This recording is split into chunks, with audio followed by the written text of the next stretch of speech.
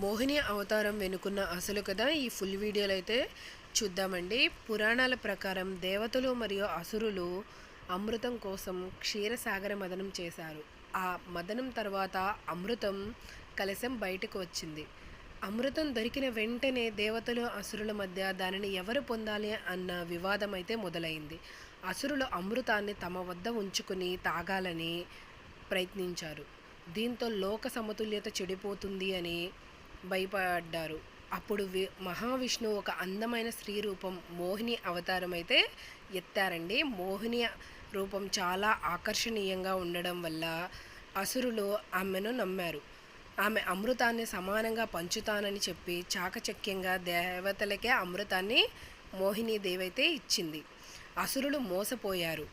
అయితే రాహు అనే అసురుడు దేవతల మారి అమృతం తాగే ప్రయత్నం చేశారు.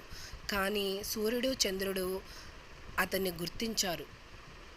వెంటనే విష్ణువు సుదర్శన చక్రంతో అతని తలను నరికివేశారు.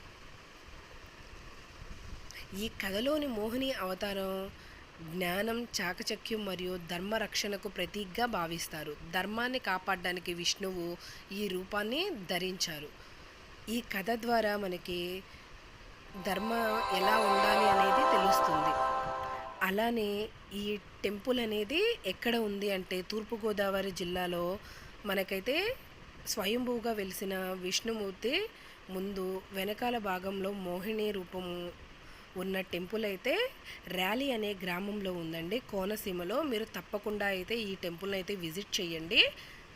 తెలియని వాళ్ళకు కూడా ఈ వీడియోని మీరు షేర్ చేస్తారని నేను అనుకుంటున్నాను. మా వీడియోస్ కనుక మీకు నచ్చితే లైక్ చేయండి, షేర్ చేయండి, సబ్స్క్రైబ్ చేయండి. మరిన్ని వీడియోస్ కోసం ఫాలో చేయండి. Thank you.